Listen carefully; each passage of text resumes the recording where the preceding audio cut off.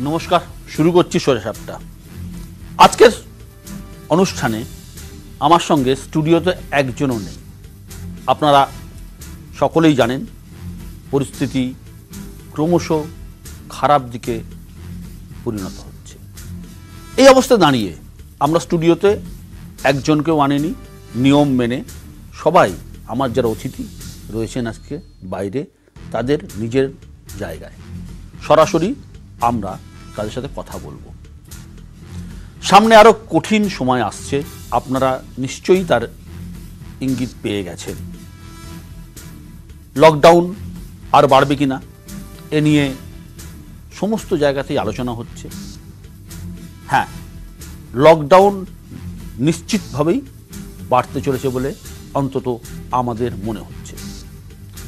আগামী শনিবার প্রধানমন্ত্রী নরেন্দ্র মোদী দেশের সমস্ত রাজ্যের মুখ্যমন্ত্রীদের সঙ্গে বৈঠকে বসছেন এবং আমাদের ধারণা যে ওই দিনের পরেই সরাসরি প্রাইম মিনিস্টার বলে দেবেন যে লকডাউন আরও কতদিন দেশে বাড়বে।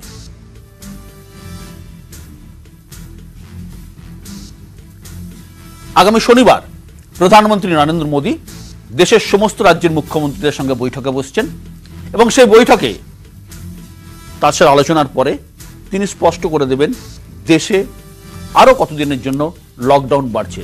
কেউ বলছেন 15 দিন, কেউ বলছেন আরও 21 দিন।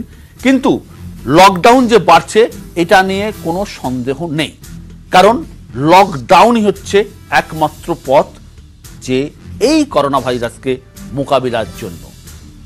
গতকাল লব আগরওয়াল কি বলেছিলেন যে একটি লোক বহু সংখ্যক মানুষকে সংক্রামিত করতে পারেন, 406 জন মানুষকে সংক্রামিত করতে পারেন 30 দিন। একবার শুনে নেব। जिस तरह से हम केस को मेजर करते हैं तो एक इसमें कॉम्पोनेंट होता है R0 का मतलब होता है कि एक बीमार आदमी कितने और लोगों को संक्रमित इन्फेक्ट कर सकता है।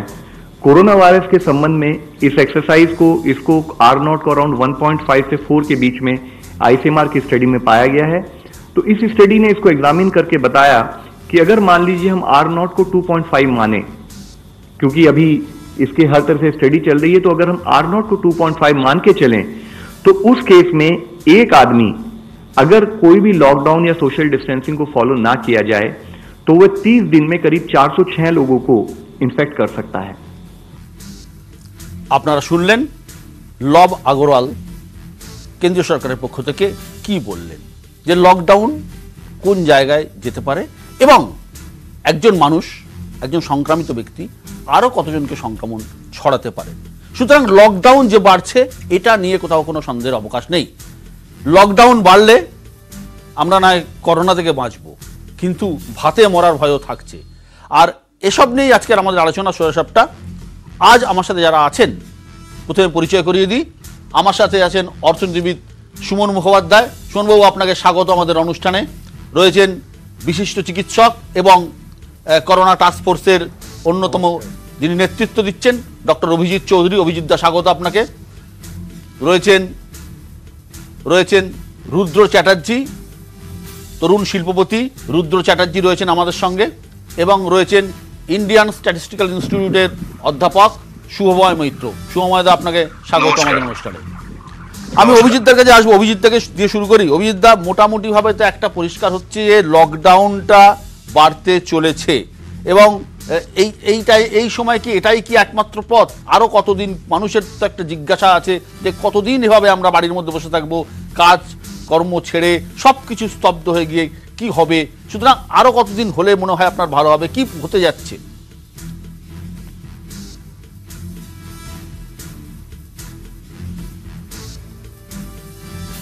মুক্ত মনে ভাবতে বলেন, তাহলে কিন্তু আমাকে এটাও ভাবতে হবে যে আমি কোন দেশে বাস করছি। দেশটা হচ্ছে ভারতবর্ষ, যেখানে দুটো তিনটে জিনিস আমার মনে হয় দেশের পরিচালক, সরকার এবং পরিকল্পক যারা, তাদের সবাইকে ভাবতে হবে।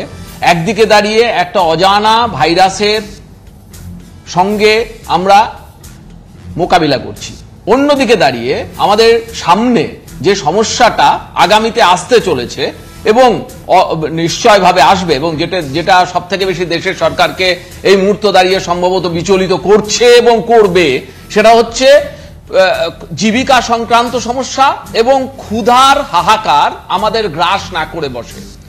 এবং আমার নিজস্ব যে ভাবনাটা বারবার আমাকে পীড়িত করছে সেটা হচ্ছে ক্ষুধা সর্বগ্রাসী হয়ে অনেক সময় দেশের সামনে দেখা দেয়। এবং যেভাবে আমরা গত 2 সপ্তাহ 3 সপ্তাহ ধরে প্রায় অনেক মানুষের, বহু আমাদের দেশের সমাজের একটা লার্জ অংশের মানুষ প্রান্ত সীমায় থাকেন এবং তারা প্রায় কোনো জীবিকার মধ্যে নেই, যদিও সরকার তাদের দেখভালের জন্য তাদের নিজস্ব, আমাদের রাজ্যে অন্তত তাদের নিজস্ব এবং বিভিন্ন জায়গায় ক্ষমতা মতো দেশের সরকার এবং রাজ্যের সরকার পাবলিক ডিস্ট্রিবিউশন সিস্টেম এবং অন্যান্য যে ভালনারেবল পপুলেশনের কাছে পৌঁছানোর যে উদ্যোগগুলো সেগুলো দিয়ে চেষ্টা করছেন, কিন্তু তারও কিন্তু বহু রকমের সীমাবদ্ধতা আছে। অর্থাৎ কিনা সরকার যা চাইছেন আর সেটা কিভাবে মানুষের কাছে পৌঁছচ্ছে, এই দুটো কিন্তু সবসময় সরল রেখায় হাঁটে না। এবং যেহেতু সরল রেখায় হাঁটে না, আমরা ধরে নেব যে সেটা 70% ট্রান্সলেটেড হলেও সেটা ভালো ট্রান্সলেশন। আমি যদি এভাবেও ভেবে নিই, তাহলেও কিন্তু ভারতবর্ষের একটা বৃহৎ অংশের মানুষ এটা যদি চলতেই থাকে তাহলে একটা বড় রকমের আর্থিক সমস্যায় পড়বেন। এবং অর্থনীতিবিদরা খুব ভালো করেই জানেন, এবং এখানে অর্থনীতিবিদরা উপস্থিত আছেন, তারা এটা আরো ভালো আলোচনা করতে পারবেন। দেশের যে উৎপাদনশীলতা সেটা ভীষণ রকম ভাবে, আমরা অলরেডি একটা ইকোনমিক রিসেশনের মধ্যে ছিলাম। আমি যদি রিসেশন কথাটাকে ব্যবহার নাও করি, খুব ভালো অর্থনৈতিক অবস্থার মধ্যে দেশটা ছিল না, কিন্তু সেই অবস্থাটা কিন্তু এর ধাক্কায় বেশ একটা হামাগুড়ি না দিলেও একটা কোমরে ব্যথা নিয়ে চলার মতন অবস্থায় পৌঁছে যাচ্ছে বলে মনে হয়। এর পাশাপাশি আমাকে রক্ষা করতে হবে ভাইরাসের সংক্রমণের যে ব্যাপকতা, সেই ব্যাপকতার থেকে দেশের মানুষকে। তো এই দুটোকে কিন্তু, এবং তার সাথে সাথে আমি একটা তৃতীয় শক্তির কথা ভাবতে চাই। আমরা চাই বা না চাই, দেশের বহু অংশেই কিন্তু যেভাবে লকডাউন চীনে হতে পারে, ভারতবর্ষে কিন্তু ঠিক সেভাবে লকডাউন আমরা করতে পারিনি। খারাপ হয়েছে বলছি না, আমি কাউকে অশ্রদ্ধা করছি না, কিন্তু যেভাবে সুযোগ পেলেই মানুষ রাস্তায় বেরিয়ে আসছেন, তাতে করে কিন্তু শৃঙ্খলাবদ্ধ থাকার মানসিকতা আমাদের কতটা আছে সে প্রশ্নটাও আসছে। বাজার করতে, হুল্লোড় করতেও আমি দেখেছি, এবং পুলিশকে নামতে হচ্ছে। পুলিশকে নামতে হবে কেন? এই কাজটা পুলিশকে করতে হবে কেন? কিন্তু উল্টো দিকে আমাকে বহু মানুষরা বলছেন, এবং আপনারা অনেকেই বলবেন, যে পুলিশ না আসলে এদেশে লকডাউন হবে না। তো এইরকম একটা আমাদের ভাবনার সত্তা নিয়ে, অর্থাৎ 3টে সমস্যা আমার মনে হয় পরিকল্পক, পরিচালক এবং আমাদের সবাইকে ভাবা দরকার।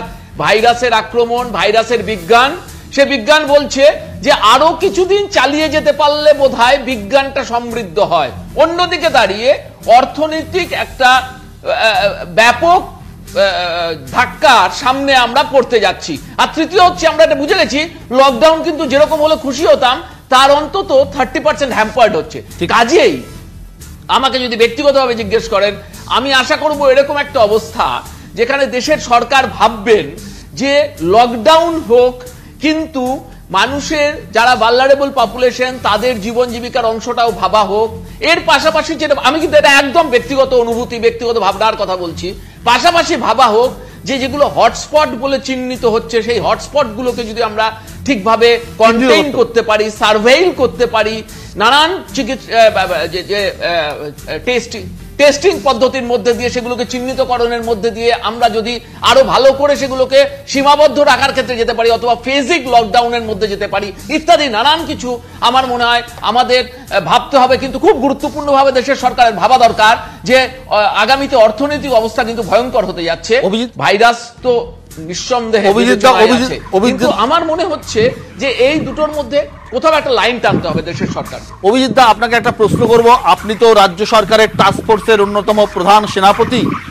আমাদের রাজ্যে অন্যান্য রাজ্যের তুলনায়, ধরুন উত্তরপ্রদেশ, মহারাষ্ট্র, কেরল, তামিলনাড়ু, কর্ণাটক, দিল্লি, অন্য স্টেটের তুলনায় আমাদের পরিস্থিতি কিন্তু অনেকটাই ভালো বলে মনে হয়, তাই তো?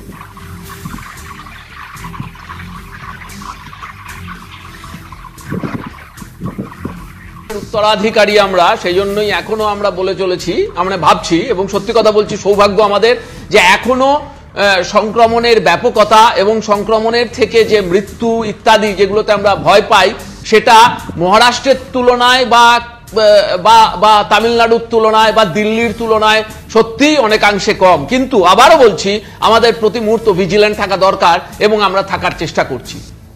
অভিজিৎ দা, আপনি আমাদের সঙ্গে থাকুন। আমি একবার সুমন বাবুর কাছে যাব। সুমন বাবু,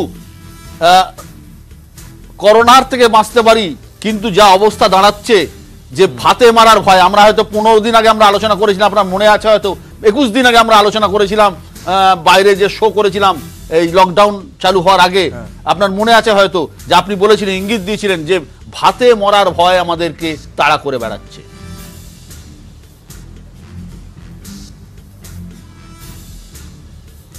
হ্যাঁ, এইটা বোধহয় যেহেতু আমি অর্থনীতির ছাত্র, আমি সেটা আন্দাজ করেছিলাম যে এত বড় দুর্ঘটনা পৃথিবীর বুকে কখনো এসেছে বলে আমার মনে হয় না। মহামারী অনেকগুলো এসেছে, কিন্তু এরকমভাবে আন্তর্জাতিকভাবে সবকটা দেশ জড়িয়ে একটা এরকম টাইপের পরিস্থিতি আমার তো ইতিহাস ঘেঁটেও খুঁজে পাচ্ছি না। যেটা বলা দরকার, আমি ওনার সঙ্গে, ডাক্তারবাবুর সঙ্গে একেবারে একমত যে আমরা যথেষ্ট করছি না।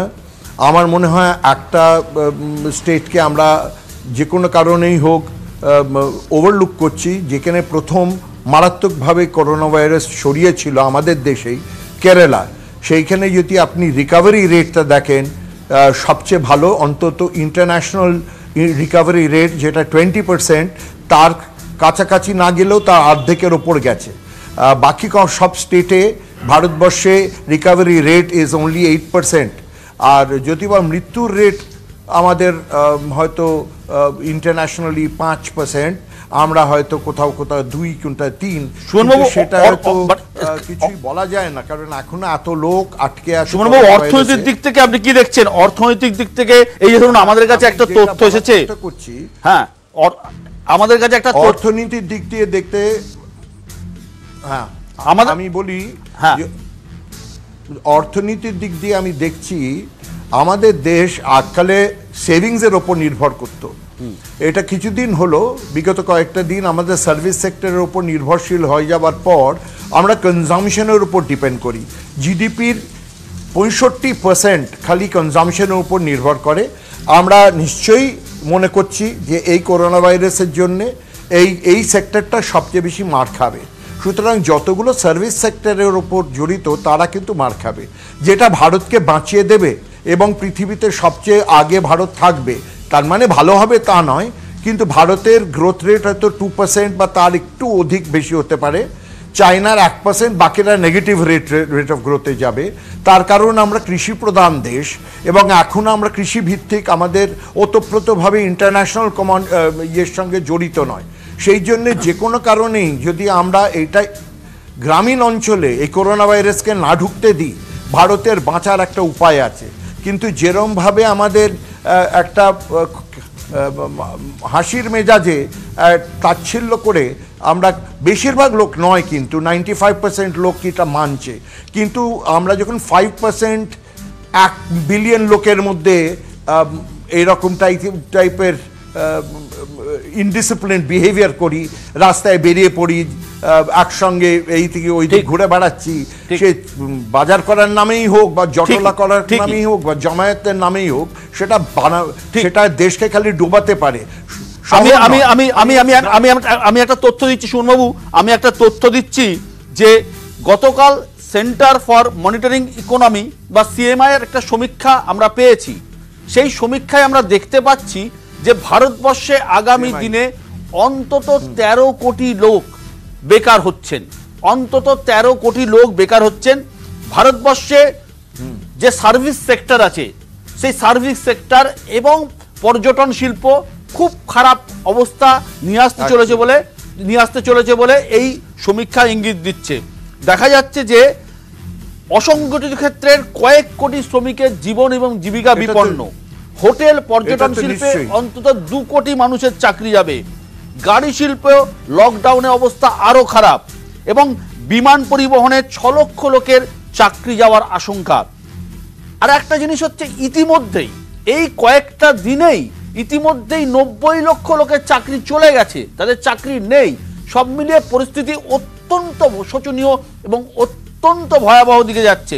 আর একটা তথ্য দিই, ভারতবর্ষে মোট কর্মীর সংখ্যা 48 কোটি, সংগঠিত এবং অসংগঠিত মিলিয়ে। এর মধ্যে শিল্পে কর্মীর সংখ্যা 11 কোটির একটু বেশি, পরিষেবা ক্ষেত্রে 13 কোটি এবং অসংগঠিত ক্ষেত্রে প্রায় 43 কোটি। সুতরাং সব মিলিয়ে এমন একটা দিকে আমরা চলেছি যেটা খুব ভয়ানক। আমি আসবো শুভময় মৈত্রর কাছে। শুভময় দা, যে সেন্টার ফর মনিটরিং ইকোনমি বা সিএমআই এর যে সমীক্ষা আমরা পেয়েছি, আপনিও নিশ্চয়ই পেয়েছেন, সুতরাং আমরা কোন দিকে যাচ্ছি? আগামী দিন তো আমাদের কাছে অত্যন্ত ভয়ঙ্কর বলে মনে হচ্ছে। শুনতে পাচ্ছেন তো বিশ্বদা? হ্যাঁ, শুনতে পাচ্ছি। বলছি যে মূল যে জায়গাটা এসে দাঁড়াচ্ছে সেটা যে 13 কোটির হিসেবটা দিলেন, সেখানে আজকে ইন্টারন্যাশনাল লেবার অর্গানাইজেশন সেই সংখ্যাটাকে 40 কোটির একটা এস্টিমেট দিচ্ছে, ফলে অবস্থাটা অত্যন্ত ভয়ানক।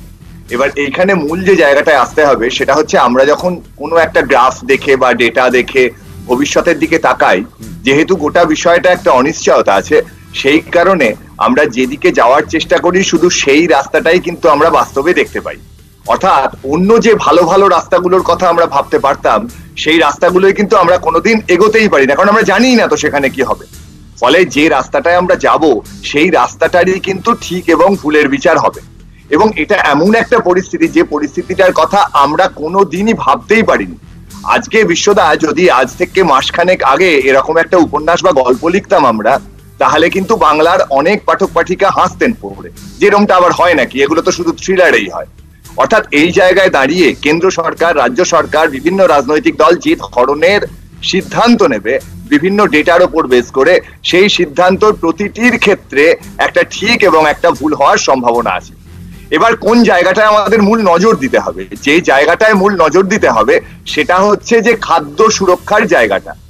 এর সংক্রান্ত যে পরিসংখ্যান, সেই পরিসংখ্যানের দিকে যদি আমরা নজর দিই, তাহলে আমরা সহজেই দেখতে পাবো যে আমাদের হাতে যে খাদ্যশস্য এখন মজুদ আছে সেটা হচ্ছে প্রায় 8 কোটি টন, এবং সামনের 5-6 মাস কিন্তু এই খাবার দিয়ে আমাদের দেশের সকলের চলে যাবে। এইবার আমাদের এই বছরটাই কিন্তু চাষের ক্ষেত্রে ভীষণ ভালো রেজাল্ট পাওয়ার কথা, যদি না হাইড্রক্সিক্লোরোকুইনের মতো অন্য কাউকে দিতে হয়। হ্যাঁ দেখুন, দিতে হওয়ার ব্যাপারটা এর মধ্যে তো অনেকটা রাজনীতিও আছে। আজকে ট্রাম্প সাহেব ভীষণ গুলিয়ে ফেলেছেন। আজ থেকে 3 থেকে 4 সপ্তাহ আগে, অবশ্যই চীনকে নিয়ে প্রচুর সন্দেহের জায়গা আছে, কিন্তু ট্রাম্প সাহেবও কিন্তু ভীষণ গুলিয়ে ফেলেছেন। 4 সপ্তাহ আগের থেকে কিন্তু তিনি সাবধান হননি, এমন অনেক কথা বলেছেন যে কথাগুলো ভীষণ সাহসী একটা ভাবুনি দেখিয়েছেন। কিন্তু ওনার এই সাহসের জন্য কিন্তু আজকে নিউ ইয়র্কে 1000-এর ওপর মানুষ মরছে প্রতিদিন। সুতরাং সে কথা থাক, এখন মূল জায়গা যেটা হলো, ভারতবর্ষে কিন্তু খাদ্যশস্য মজুত আছে এবং আমাদের দেশে সঠিক কৃষি ব্যবস্থার একটা জায়গা কিন্তু আছে। আমাদের সামনের বছর নাকি প্রায় 30 কোটি টন খাদ্যশস্য উৎপাদন হতে পারে। এই জায়গায় আমাদের যে কোনো সরকারের, সে সরকার বিজেপি হোক, তৃণমূল হোক, সিপিএম হোক, আপ হোক, তারা প্রত্যেকে যদি এই খাদ্যশস্য ডিস্ট্রিবিউশনটা সঠিকভাবে করতে পারে, অর্থাৎ আমাদের তো দেখুন, মানুষ এক জায়গা থেকে আরেক জায়গায় চলে গেলে ভীষণ বিপদ, আমাদের করোনা ছড়াবে অনেক বেশি, কিন্তু চাল, ডাল, সবজি এগুলো গেলে তো ছড়াবে না। সুতরাং এই জায়গায় খাদ্যশস্য ডিস্ট্রিবিউশন, অবশ্যই মমতা ব্যানার্জি কিছু ভালো সিদ্ধান্ত নিয়েছেন, কেন্দ্রীয় সরকার কিছু ভালো সিদ্ধান্ত নিয়েছেন, বিজয়ন্ত একেবারে আগে ভারতবর্ষের বিভিন্ন রাজ্যের মধ্যে সবচেয়ে প্রথমে সিদ্ধান্ত নিয়েছেন, অরবিন্দ কেজরিওয়াল নিচ্ছেন, কেসিআর নিচ্ছেন তেলেঙ্গানায়। এই জায়গায় আমাদের দেশের রাজনৈতিক নেতাদের কাছে যে আবেদন, যে খাদ্য সুরক্ষাটা যদি বজায় রাখা যায়, যদি দেশের গরিব মানুষের কাছে খাবারটা পৌঁছে দেওয়া যায়, তাহলে এই অলিম্পিকে কিন্তু আমরাই সোনা জিতবো। ভারতবর্ষ যে জায়গায় আজকে দাঁড়িয়ে আছে, তার থেকে কিন্তু আমেরিকায় অনেক বেশি মানুষ মরছেন। আজকে অন্যান্য দেশের অবস্থা অত্যন্ত খারাপ। সুময়দার সঙ্গে থাকুন। একটা আশার আলো, এত নিরাশার মধ্যেও একটা আশার আলো।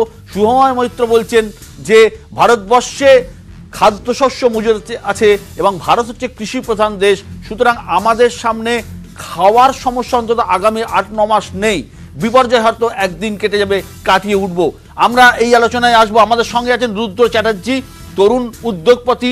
রুদ্র আমাদের সঙ্গে আছেন। রুদ্রর কাছে আমরা ফিরবো একটা ছোট্ট বিরতি নিয়ে, যে আগামী দিনে কি হতে যাচ্ছে তাই নিয়ে রুদ্রর কাছে ফিরবো একটা ছোট্ট বিরতি নিয়ে। সঙ্গে থাকুন। আমার সঙ্গে রয়েছেন বিশিষ্ট উদ্যোগপতি রুদ্র চট্টোপাধ্যায়। রুদ্র, শোনা যাচ্ছে? রুদ্র, কি বুঝছো? তুমি তো একটা বড় ব্যবসা চালাও, এত বড় ব্যবসা, পৃথিবী জুড়ে তোমাদের অফিস রয়েছে, কি বুঝছো যে কি কি অবস্থা এসে দাঁড়াচ্ছে, কিভাবে তোমরা সামলাবে? তুমি ফিকিরও একটা কর্মকর্তা, সুতরাং তোমার সাথে আজ কিছুক্ষণ আগে নোবেল লরিয়েট অভিজিৎ বিনায়ক বন্দ্যোপাধ্যায়ের কথা হয়েছে, তো কি তোমাদের পরিকল্পনা, কি কি তোমরা বুঝছো?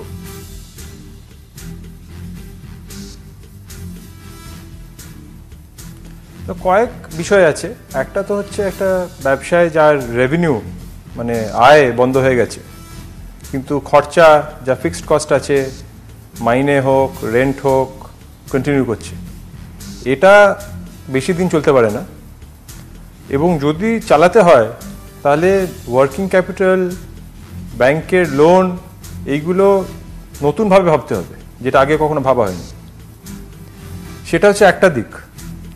দ্বিতীয়ত জিনিস হচ্ছে যে এটা তো সারা পৃথিবীতে হচ্ছে। যেমন চায়নায় প্রথমে হয়েছে, কিন্তু চায়নায় এখন ইনসিডেন্স কমে গেছে। তো আমরা যেসব জিনিস এক্সপোর্ট করি, ফার্নিচার, আমাদের অর্ডার ক্যান্সেল করে আবার চায়নায় ফেরত চলে যাচ্ছে, কারণ কি ওদের এখন সিচুয়েশন আমাদের থেকে বেটার। তো আমাদের এটাও দেখতে হবে যে কি করে যেসব এক্সপোর্ট মার্কেট আমরা ধরে রেখেছিলাম, আস্তে আস্তে তৈরি করেছিলাম, সেগুলো হারিয়ে না যায়। এগ্রিকালচারের মধ্যে আমাদের ইন্ডাস্ট্রি হচ্ছে চা, সেটাও একটি এগ্রিকালচারাল ইন্ডাস্ট্রি। অলরেডি 100 থেকে 150 মিলিয়ন, মানে 10 কোটি কেজি থেকে 15 কোটি কেজি আর তৈরি হবে না। তার মধ্যে ফার্স্ট ক্লাস চা আছে, এখন সেকেন্ড ক্লাস চা আসতে যাচ্ছে। তো এখন আমাদের জিনিসটা হচ্ছে যে যে ইকোনমিক ইম্প্যাক্ট হবে এক মাসে, মানে 12 মাসের মধ্যে এক মাস হচ্ছে 8.5%। আপনি যদি এক মাস বন্ধ করে রাখেন, 8.5% নেগেটিভ গ্রোথ হবে জিডিপির। 2 মাস বন্ধ করলে 17% নেগেটিভ গ্রোথ হবে, যেটা ডিপ্রেশনেও হয়নি, 17% নেগেটিভ গ্রোথ।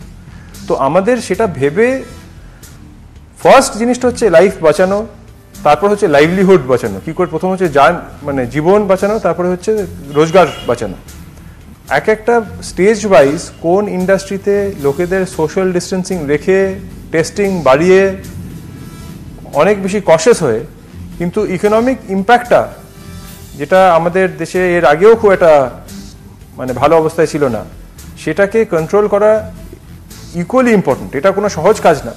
আমি দেখতেই পাচ্ছি, মানে ব্যবসা হোক, চাকরি হোক, মানে রাজ্য সরকার হোক, কেন্দ্র সরকার হোক, সকলের কাছেই এটা একটা অস্বাভাবিক শক্ত সময়। কিন্তু তার মধ্যে দেখতে হবে যে যে ইকোনমিক কোল্যাপসটা হয়ে যাচ্ছে, তাতে সিগনিফিক্যান্ট মানে ডিপ্রেশনে চলে যাবে, এবং ডিপ্রেশনে বোধহয় চলে গেছে। তার সলিউশন গভর্নমেন্টের বেশি স্পেন্ডিং করে, লোকেদের কাছে ডাইরেক্ট ট্রান্সফার করে, ব্যাংক অ্যাকাউন্টে টাকা পাঠিয়ে একটা কিছুভাবে ইকোনমিক আর ডিমান্ড রিভাইভাল করতেই হবে। ঠিক। রুদ্র, তোমার কাছে আসবো, যে জানতে চাইবো যে টি গার্ডেন, তোমাদের একটা টি ইন্ডাস্ট্রিতে প্রচুর মানুষ কাজ করেন, টি গার্ডেন সম্পূর্ণভাবে বন্ধ, এবং ভারতবর্ষে একটা প্রচুর পরিমাণে বিশেষ করে পশ্চিমবঙ্গে চা উৎপাদন হয়। আমি তোমাদের আসবো। একটা ছোট্ট তথ্য আপনাদের জানিয়ে রাখি যে 25শে মার্চ থেকে দেশ জুড়ে লকডাউন শুরু হয়েছিল। এই 25শে মার্চের আগে 16ই মার্চ থেকে 22শে মার্চ দেশে বেকারত্বের হার ছিল 8.4%। 23শে মার্চ থেকে 29শে মার্চ দেশে বেকারত্বের হার ছিল 23.8%, বেড়ে হয়েছে 8% থেকে 23%।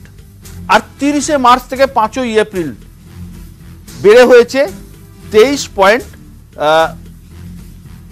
না, একই আছে, মাফ করবেন, একই আছে। সুতরাং 8 থেকে 23%, এই যে এতটা বেড়েছে, এবং আগামী দিনে লকডাউনটা চলতে থাকলে আরো কতটা বাড়বে আমার জানা নেই। অসংগঠিত শিল্পের মানুষরা কাজ হারিয়েছেন, নির্মাণ কার্যে যারা আছেন তাদের এখানে কোনো নির্মাণ কার্যে কাজ নেই, হোটেল ইন্ডাস্ট্রি বন্ধ, সার্ভিস ইন্ডাস্ট্রি নেই। সুতরাং আরো কোন দিকে যাবে আমার জানা নেই। সুমন বাবু।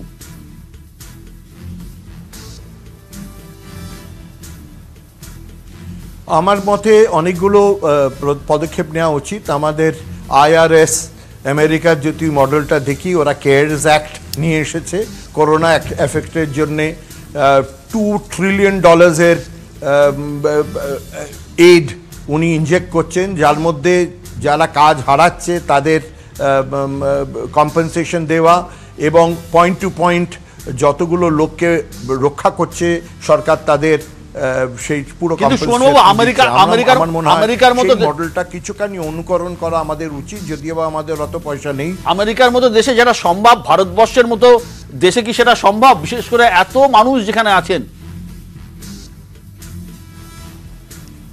না, ইঙ্গিতটা তো আসা উচিত। আমরা যেটা দেখতে পাচ্ছি এখনো খালি কনজামশনের ওপর জোর দেওয়া হচ্ছে, ফিসকাল ইনক্লুশন কিন্তু ইনফিউশন কিছু আসছে না সরকারের কাছ থেকে। দ্বিতীয় হচ্ছে যে আমাদের সরকার বেশিরভাগ যেখানে নিজের খরচটা করেন দুটো জায়গায় করেন, একটা হচ্ছে ডেটের ওপর ধার, এবং দ্বিতীয় হচ্ছে ওয়েজেস অ্যান্ড স্যালারিজ। সেইখানে একটা বাঁধন আনা উচিত। এই বছর অন্তত ডিএ, ইনক্রিমেন্ট, এলটিসি এইটা যদি বন্ধ করা হয়, এলটিএ তাহলে, আর বোনাস, এই তিনটে যদি চারটে বন্ধ করা হয় 2 লক্ষ কোটি টাকা বাঁচানো যাবে। সেই 2 লক্ষ কোটি টাকার ইনফিউশন নিশ্চয়ই গ্রামীণ অঞ্চলে দেওয়া যেতে পারে। এবং যারা আপনি বারবার বলছেন আনএমপ্লয়মেন্ট, কিন্তু আনএমপ্লয়মেন্ট অর্গানাইজ সেক্টরে, বেশিরভাগ লোক কিন্তু আনঅর্গানাইজ সেক্টরে। কৃষিপ্রধান দেশে কিন্তু 50% লোক কৃষির তারা এমপ্লয়মেন্টটা এমনি পায় না, তারা মানরেগার ওপর ডিপেন্ড করে। সুতরাং আমাদের দুটো জিনিস বাঁচাতে হবে। একটা হচ্ছে যেটা অ্যাগ্রো বেসড ইন্ডাস্ট্রিজ, তাতে সহযোগিতা লাগবে, যেরকম রুদ্র একটু আগে বলছিল, তার চা বাগানের কিছু হেল্প দরকার, কারণ যেই নেগেটিভিটির মধ্যে আমরা যাচ্ছি তাতে দেশ ধসে যেতে পারে। আর দ্বিতীয় হচ্ছে যে আমাদের wages and salaries and debts এখন ডেফিনেটলি ওটা ট্যাকেল করা উচিত। তার একটাই উপায় হচ্ছে ফিসকাল ইনক্লুশন। ভারতবর্ষে কিন্তু ঠিক এই অবস্থায় যেরকম চাল বহুত মানে খাদ্যশস্য জমাত আছে, সেরমভাবেই আমাদের ফরেন এক্সচেঞ্জ এখন 1990-র তুলনায় 4 গুণ বেশি আছে। আমাদের সোনা 620 টন আছে। ওইগুলোকে গলিয়ে দেশের দরকারের জন্য বাড়িতে যখন অসুবিধে হয় লোক সোনা বেচে মেয়ের বিয়ে দেয়। তো আমাদের এই সময় যদি না আমরা মানুষের পাশে দাঁড়াই, আর শুধু আমার মনে হয় IMF থেকে, ওয়ার্ল্ড ব্যাংক থেকে বড়ভাবে লোন নিয়ে ফিসকাল ইনফিউশন করা উচিত। তাছাড়া উপায় নেই। তার জন্য মডেল তৈরি করা যায়। এটা যে কোনো একটা দেশ কিন্তু ট্যাকেল করতে পারবে না, এটা সামগ্রিকভাবে। বিশ্বদা, আমার মডেলে, মানে অর্থনীতির লোক তো আমি নই, ফলে আমার মডেলে কিছু সহজ যোগ বিয়োগ গুণভাগ আছে। একটু লক্ষ কোটি বা কোটি কোটিতে হিসেব হবে, কিন্তু আমাকে 2 মিনিট বলতে দেবেন। আমার সহজ গুণগুলো যেটা বলছে সেটা হচ্ছে, ভারতবর্ষের প্রতিটি পরিবারকে 5,000 টাকা করে যদি সামনের 12 মাস দেয়া হয়, এবং ভারতবর্ষের প্রতিটি পরিবারকে যদি চাল, ডাল, আলু দেয়া হয় সামনের 12 মাস, যার জন্য প্রতি মাসে লাগবে 5,000 টাকা করে, তাহলে সারা ভারতবর্ষের যে পিছিয়ে থাকা মানুষ, অর্থাৎ আমি যদি 80 কোটি মানুষ ধরি, তাদের দেওয়ার জন্য মোট খরচ পড়বে 30 লক্ষ কোটি টাকা। এবার ভারতবর্ষের মোট জিডিপি কিন্তু প্রায় 300 লক্ষ কোটি টাকার কাছাকাছি। এই জায়গায় 10 থেকে এরকম 10% মতন জিডিপির টাকা, অর্থাৎ 1,76,00,000 দিলে কিন্তু হবে না, তার থেকে 1,76,000 কোটি দিলে হবে না, তার থেকে তার প্রায় 10 গুণ বা 5-6 গুণ টাকা কিন্তু ভারত সরকারকে দিতে হবে। আমাদের খাদ্যশস্য আছে, সুতরাং এই টাকা ভারত সরকার কোথা থেকে দেবেন? ইকোনমিক্সে অনেক গভীর কথা অবশ্যই আছে, কিন্তু সহজ তথ্য হলো বিভিন্ন লোকের মাইনে কাটতে হবে। এবং এই যে আমাদের দেশের বড় ব্যবসায়ী গোষ্ঠী, যাদেরকে সরকারি ব্যাংক থেকে বিভিন্ন সময় 1,000 লক্ষ কোটি টাকা লোন দেয়া হয়, যেগুলো কোনোদিন ফেরত পাই না আমরা, সেই টাকাগুলো ফেরত নেওয়ার চেষ্টা করতে হবে। তাহলে কিন্তু আমাদের দেশে যে পরিমাণ খাদ্যশস্য আছে এবং আমাদের অর্থনীতি যতটা মজবুত, আমাদের অর্থনীতিটা তো আর ওই বোম্বে স্টক এক্সচেঞ্জের উপর ভিত্তি করে দাঁড়িয়ে নেই, আমাদের অর্থনীতিটা কৃষির ওপর ভিত্তি করে দাঁড়িয়ে আছে। সেখানে, এবং পশ্চিমবঙ্গের মতো শুধু নয়, ভারতবর্ষের বিভিন্ন জায়গায় কিন্তু এখনো করোনা ততটা থাবা বসাতে পারেনি। সুতরাং মানুষের চলাফেরা কম রেখে যদি আমাদের পরিবহন ব্যবস্থার মাধ্যমে মানুষের খাবার যদি পৌঁছে দেওয়া যায় প্রত্যেকটা জায়গায়, এবং সেই জায়গায় কিন্তু বিজেপি, তৃণমূল, সিপিএম করলে হবে না। প্রত্যেকে অঙ্ক জানেন, প্রত্যেকে জানেন খাবার আছে, খাবার পাঠানোর ব্যবস্থা করতে হবে, খাবারটা পৌঁছে দিতে হবে। এবার খাবারটা এবং তাদের চালানোর মতো জিনিসটা, ব্যবসা বাঁচাতে হবে, মাঝের লেভেলের ব্যবসা। যে মানুষরা চা বাগানের ব্যবসা করছেন, চা বাগান চালু করতে হবে। কিন্তু কেউ অস্ত্র বানাবেন বিদেশের সঙ্গে, বিদেশ থেকে প্লেন আনবেন, সেই জায়গায় দাঁড়িয়ে কিন্তু হঠাৎ করে তার পেছনে হাজার লক্ষ কোটি টাকা তাকে ধার দিয়ে দিলাম ব্যাংক থেকে, সরকারি ব্যাংক থেকে, এই জায়গা কিন্তু একেবারেই করা চলবে না সামনের 1 থেকে 2 বছর। তাহলে কিন্তু অঙ্ক সহজ, ভারতবর্ষ কিন্তু পৃথিবীর একদম সামনের সারিতে আসার জায়গা করে নিতে পারবে। রুদ্র শুভময়দা বলছেন যে পে কাট করতে হবে, 30% অর্থ প্রত্যেকের এমপ্লয়ীদের কাছ থেকে কাটতে হবে এবং লোন সাধারণ যারা গরিব ছোট ছোট ব্যবসাদার আছে তাদের ব্যাংকের লোনের ব্যবস্থা করতে হবে এবং এইভাবেই কিছুটা হলেও মানে সামলানো যাবে।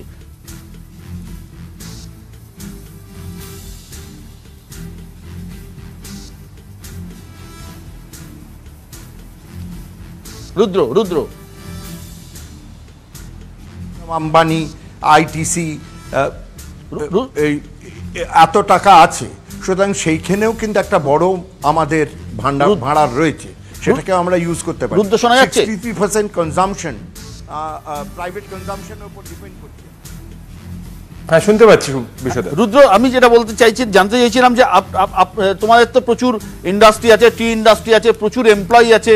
এই যে শুভময়দা বললেন যে একটা প্রত্যেকের যে মাইনে কমাতে হবে এবং প্রত্যেককে ধরো ছোট ব্যবসাদার যারা আছে তাদেরকে ব্যাংকের লোন দেওয়ার ব্যবস্থা করতে হবে, বড় ব্যবসাদের কাছ থেকে লোনের যে লোন দিয়েছেন গভর্নমেন্ট বা ব্যাংকগুলো সেগুলো ফেরত নিতে হবে, এভাবে নাকি সামলানো যাবে, সত্যি কি তাই?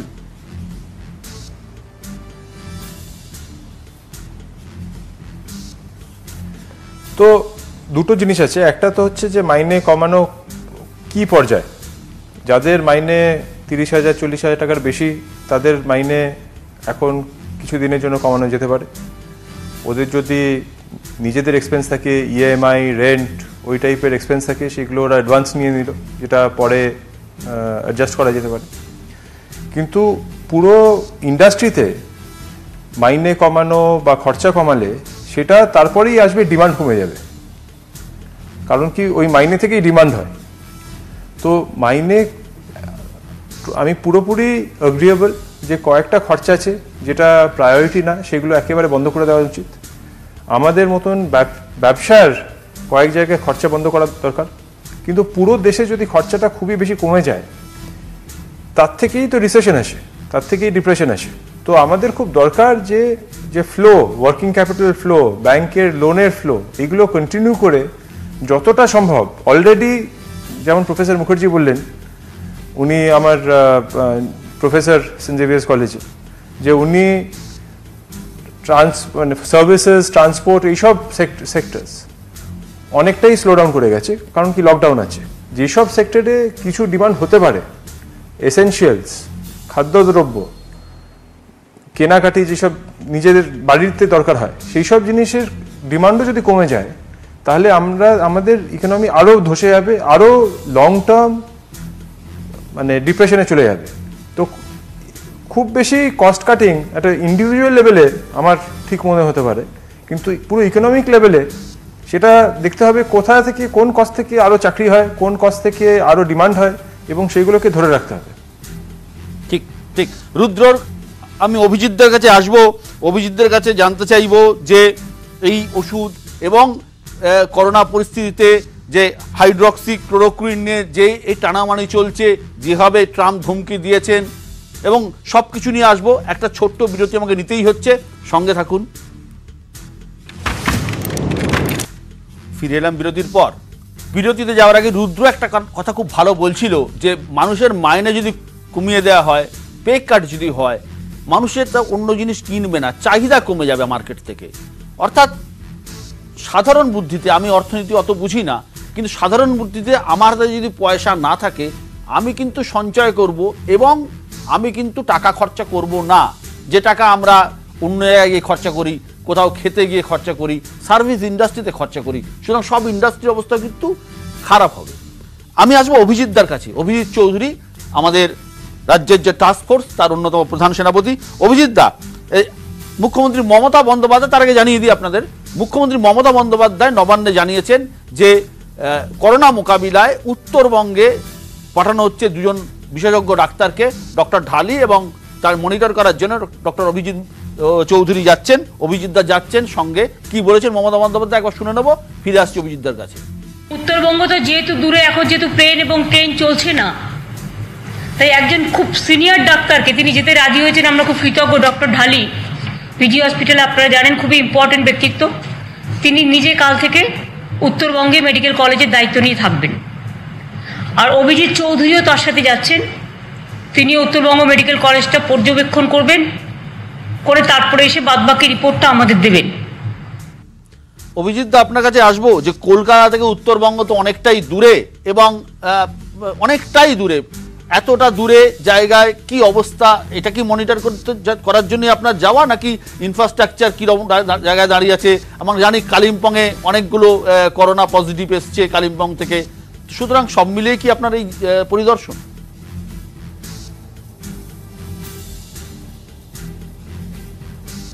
দেখুন, আমি যাচ্ছি সরকারের নির্দেশে এবং সামগ্রিকভাবে সরকারের কাছে যে তথ্যগুলো এবং ভাবনাটা সরকারকে ভাবিত করছে, যেহেতু যে ভৌগোলিক দূরত্বের জন্য উত্তরবঙ্গের মানুষ যেন পরিষেবার ক্ষেত্রে কোনো রকম কোনো অসুবিধার মধ্যে না পড়ে। এবং এটা নিয়ে আমরা গত 4-5 দিন ধরেই, যখন থেকে শিলিগুড়িতে প্রথম কেস রিপোর্টেড হলো এবং সেটা নিয়ে বেশ কিছু সামাজিক আলোড়ন ঠালোড়ন হয়েছে, এবং আবারও বলছি ভৌগোলিক দূরত্বের জন্য এই মুহূর্তে যেহেতু আমরা সবাই পদ্ধতিতে আলাপ আলোচনা করছি, আমরা ভেবে দেখেছি যে শারীরিক অবস্থান এবং শুধুমাত্র এই ভিডিও কনফারেন্সিং এবং অন্যান্য যে মাধ্যমগুলো আছে তার মধ্যে দিয়ে অবস্থানের মধ্যে কিছু অংশগ্রহণের দিক দিয়ে, আত্মীয়তার দিক দিয়ে এবং সামগ্রিকভাবে কর্মীদের উদ্দীপ্ত করার ক্ষেত্রে হয়তো কিছু আরেকটু বেশি তাদেরকে একটু বুস্ট আপ করা দরকার। ঠিক এই কথাটাই আমার মনে হয় সরকারের এই মুহূর্তে মাথায় এসছে। আমি নিজে যা বুঝেছি যে সেটা হচ্ছে যে সরকারের থেকে উত্তরবঙ্গে সরবরাহ সামগ্রী পাঠানো হয়েছে। এবার সেই পাঠানো সরবরাহ সামগ্রী যেহেতু এই অঞ্চলে অর্থাৎ কিনা কলকাতায় আমরা গত কয়েকদিনে হেলথ কেয়ার স্ট্রাকচারটাকে মোটামুটি একটা জায়গায় আনতে পেরেছি, সারা রাজ্যে কোভিড হাসপাতালগুলো তৈরি হয়েছে এবং সেখানে সরবরাহ পাঠানো হয়েছে এবং উত্তরবঙ্গ সেরকম পাঠানো হয়েছে, কিন্তু উত্তরবঙ্গের পরিস্থিতিটাকে আরো একটু বেশি সংঘবদ্ধ করা দরকার। এবং তার সাথে সাথে সরকার উত্তরবঙ্গের মানুষের কাছে এই ভাবনাটাও পৌঁছে দিতে চান যে সরকার উত্তরবঙ্গের মানুষ ভৌগোলিক দূরত্বের জন্য যাতে কোনো রকম অসুবিধায় না পড়েন সেজন্য সামগ্রিকভাবে সচেষ্ট, এবং তার জন্যই আজকে দাঁড়িয়ে সরকার এই সিদ্ধান্ত নিয়েছেন। কাজে আমাদের কাজটা যেটা হবে, দেখুন সামগ্রিকভাবে সিস্টেম কাজ করছে, অলরেডি কাজ করছে। আমি যতদূর জানি একজন বেশ সিনিয়র আধিকারিক সেখানে উপস্থিত আছেন এবং আমাদের যারা চিকিৎসক, স্বাস্থ্যকর্মী এবং অন্যান্য যারা কর্মী আছেন তারাও কাজ করছেন নর্থ বেঙ্গল মেডিকেল কলেজ এবং অন্যান্য জায়গায়। তো আমার মনে হয় ডক্টর ঢালির যে ভূমিকা হবে সেটা হচ্ছে যে সবার মধ্যে কোঅর্ডিনেট করার, সবার মধ্যে আরেকটু যেন প্ল্যান্ড ওয়েতে চলা যায়, সেগুলোকে যে ফাঁকফোকরগুলো আছে যদি কিছু থেকে থাকে সেগুলোকে বুঝিয়ে দেয়া ইত্যাদি। এবং আমাকে নির্দিষ্টভাবে যে কাজটা করতে হবে সেটা হচ্ছে যে পশ্চিমবঙ্গে সামগ্রিকভাবে যে ভাবনায়, যে দৃষ্টিভঙ্গি নিয়ে এবং যে উদ্দীপনার সঙ্গে আমরা মানুষকে সঙ্গে নিতে চাইছি, এবং আমি আবারও বলতে চাই করোনার মোকাবিলা কিন্তু একটা দীর্ঘায়িত কার্যক্রম হতে যাচ্ছে, এবং আমরা যদি কেউ ভেবে থাকি যে এই 2 সপ্তাহ 3 সপ্তাহ বা 4 সপ্তাহে করোনা পাখিকে আমরা হারিয়ে দিতে পারবো, আমরা মূর্খের স্বর্গে বাস করছি। লকডাউন কবে উঠবে সেটা তো বিতর্কের বিষয় এবং আমরা সবাই সারমাইজ করছি। আমি যেটা বলতে চাইছি যে যত আলোচনাই আমরা করি আমরা কিন্তু এখন অন্ধের হস্তি দর্শন করছি। আমার বুদ্ধি দিয়ে, ইকোনমিস্টের বুদ্ধি দিয়ে, উদ্যোগপতি তার বুদ্ধি দিয়ে, যারা দেশের রাজনীতিবিদ আমাদের কথা শুনে ইত্যাদি করছি। তো এই এরকম একটা পরিস্থিতিতে যেখানে আমরা একটা অজানা ভাবনার বিরুদ্ধে লড়ছি, সেখানে দাঁড়িয়ে গোটা পরিস্থিতিটাকে আরো সমস্ত মানুষের পার্টিসিপেশন প্রয়োজন। এবং সরকারেরও মনে হয়েছে এবং আমার নিজেরও মনে হয়েছে, আমি উত্তরবঙ্গ মেডিকেল কলেজের ছাত্র, সেই হিসাবে আমারও মনে হয়েছে, আমি যেহেতু এলাকাটার খবর রাখি, যে একটু জানি শিলিগুড়ি এবং চারপাশে একটু মনে হচ্ছে যেন একটু বেশি আতঙ্ক তাড়িত একটা ভাব বিরাজ করছে, যেটার কোনো বৈজ্ঞানিক ভিত্তি নেই। এবং সরকারের মনে হয়েছে সেটাকে বোধহয় কোথাও একটা ধাক্কা মেরে সোজা করা দরকার, এবং এই সামগ্রিক কাজগুলোই আমাদের করতে হবে। সুমনবাবু মনে কোনো প্রশ্ন করবেন? সুমনবাবু, আপনি কি অভিজিৎ দাকে কোনো প্রশ্ন করবেন, ডক্টর অভিজিৎ চৌধুরীকে? আমার দুটো প্রশ্ন করার, হ্যাঁ ওনাকেই প্রশ্ন করার ছিল। দেখুন এই লকডাউনটা তো চিরকালীন থাকতে পারে না, যেটা করা যেতে পারে আমি আপনাকে প্রস্তাবটা রাখছি, কারণ আপনি টাস্কফোর্সের কর্ণধার।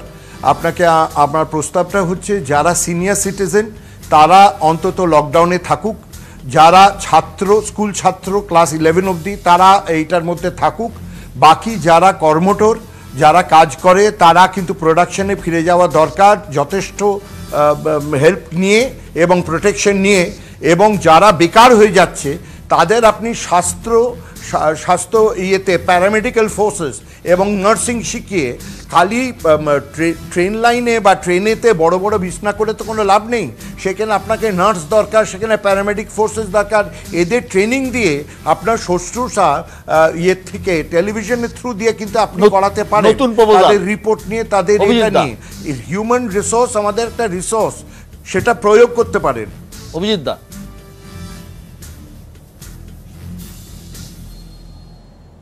ঠিক ঠিক সুমন বাবু, আপনাকে বলি এই আমাদের যে সামগ্রিকভাবে আমরা যে কাজগুলো করছি সেগুলো একটা কনভার্জেন্সের জায়গা তৈরি হয়েছে। আপনারা দেখে থাকবেন যে আমাদের রাজ্যে একটা একটু গ্লোবাল অ্যাডভাইজারি বোর্ড একটা গতকাল গঠিত হয়েছে, তাতে ইকোনমিস্টরাও আছেন এবং পাবলিক হেলথ এক্সপার্টরা আছেন, এবং এই যে আপনারা প্রত্যেকে নানান মতামত দিচ্ছেন এবং তাদের অভিজ্ঞতা জ্ঞান সবটুকু উজাড় করে দেওয়ার চেষ্টা করছেন। আমি এটুকুই বলতে পারি যে এই সমস্ত ভাবনাগুলোকে আমাদের কনভার্জ করতে হবে, কারণ creativity is not always available at the top, and top down approach দিয়ে এখন হবে না, পার্টিসিপেটরি কালেকটিভ অ্যাপ্রোচ দিয়েই যেতে হবে, কিন্তু সেটা কনভার্জেন্স পয়েন্ট হবে সরকার। কাজেই আমি সুমন বাবুকে যেটা বলতে চাই সেটা হচ্ছে আপনার অ্যাডভাইস, আপনার সাজেশনস যেটুকু পারবো আমরা প্ল্যাটারে রাখতে চেষ্টা করব। Obviously this will be a consideration, significant consideration. Abhijit দা, আমার একটা প্রশ্ন, সবই বিভিন্ন মানুষের অভিজ্ঞতা থেকে। অভিজিৎ দা, আমার একটা প্রশ্ন আছে। অভিজিৎ দা, আমার একটা ছোট্ট প্রশ্ন আছে, যেটা নিয়ে গোটা পৃথিবীতে মারামারি হচ্ছে, হাইড্রক্সি ক্লোরোকুইন।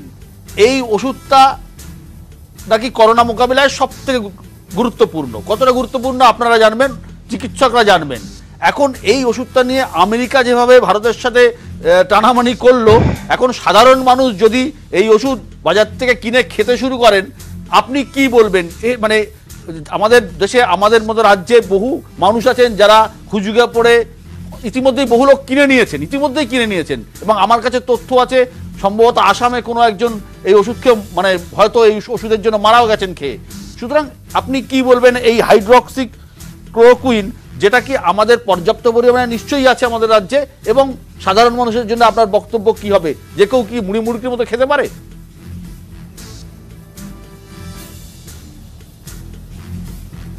দেখুন, প্রথম কথা হচ্ছে যে আমার মনে হয় আমরা সবাই যারা এখানে শুনছি এবং যারা আলোচনা করছি, আমরা কেউই এ ব্যাপারে বোধহয় খুব আলোড়িত হব না যে ট্রাম্প সাহেব নামের ভদ্রলোক পৃথিবীর খুব এনলাইটেন্ড এবং তার ভাবনার সঙ্গে আমাদের সাহচর্য দেবার কোনো যুক্তি আছে, এবং যদি সেটা হয়ে থাকে আমার মনে হয় ওই ঘুরায় হাসবো বলে যে কথাটা ছিল সেটা আবার মনে পড়ে যায়। কাজেই ট্রাম্প সাহেব যে হুঙ্কার ছেড়েছেন ভারতবর্ষের প্রতি, এবং সেই হুঙ্কারটার পেছনে কতটা বিজ্ঞান আছে এবং কতটা তার বড় বড় বড় বড় গোল গোল ভাবনা আছে সেটা ভেবে নেওয়া দরকার। আমি যে কথাটা বিজ্ঞানের দৃষ্টিতে রাখতে চাই সেটা হচ্ছে আমরা কিন্তু এখনো কোভিডের কোনো একটা ওষুধে কাজ হয় অথবা দুটো ওষুধে কাজ হয় সারা পৃথিবীর কেউ জানে না।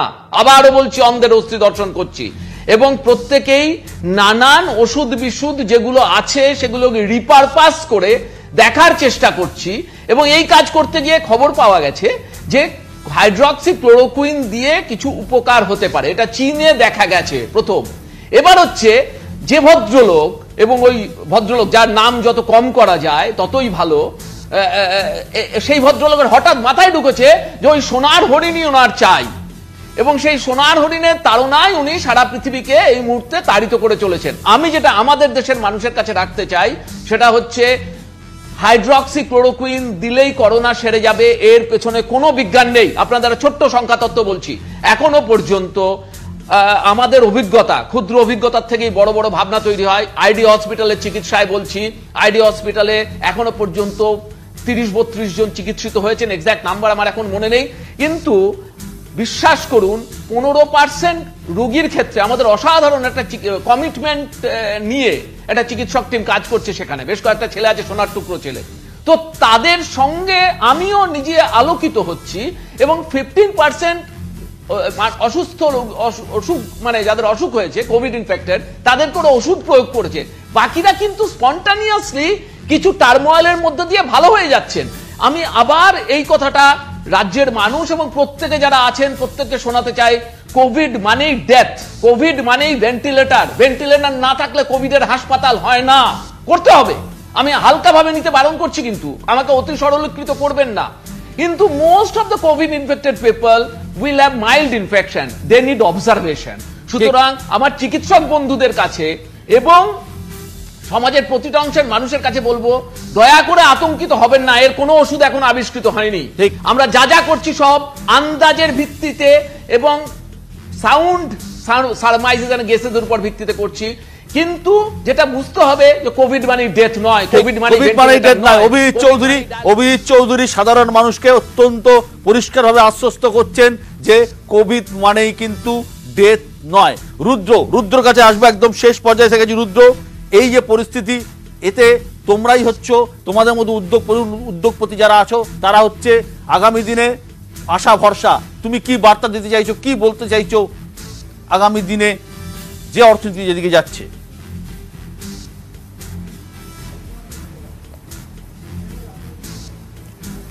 এখন সামনের যতদিনই হোক, 6 মাস হোক, 1 বছর হোক, কঠিন সময়, কিন্তু এই রকম সময় থেকেই একটা কোম্পানি নিজের আইডেন্টিটি খুঁজে বের করে। আমার নিজের একটা এক্সাম্পল হচ্ছে, আমাদের কোম্পানি একটা আছে উত্তরাখণ্ডে, তারা গাড়ির জন্য কাজ করতো। এখন প্রফেসর মুখার্জি বললেন গাড়ির ডিমান্ড 0, কিন্তু 15 দিনে পিপিইর মেটেরিয়াল বানানো শুরু করে গভর্নমেন্ট অফ ইন্ডিয়া থেকে সেটা অ্যাপ্রুভড হয় স্টেটসে, এখন আমরা টেন্ডার অ্যাকসেপ্ট করছি। বিজনেস কখনোই একরকম থাকে না।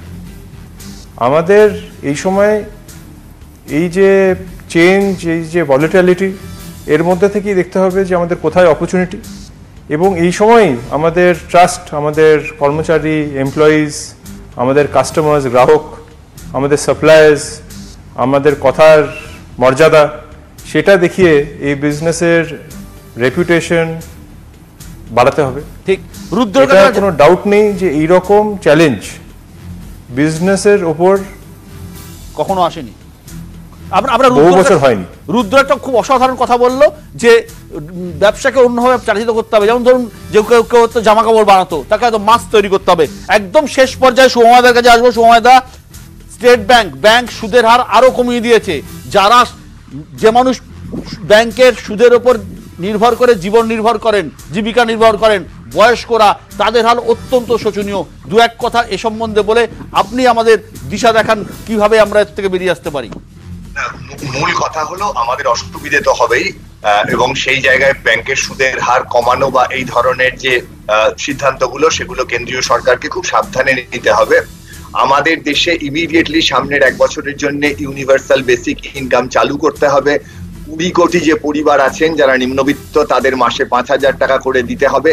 এবং আজকের দিনে আমাদের দেশের সৈন্যবাহিনী কিন্তু আমাদের ডাক্তারবাবু, নার্স, এনআরআই, যেভাবে আমাদের সৈন্যবাহিনীকে অতিরিক্ত সুবিধা দেয়া হয়, সামনের দিনগুলোতে আমাদের দেশের প্রতিটি ডাক্তার, প্রতিটি নার্সকে কিন্তু সেই ধরনের সুবিধা দিতে হবে।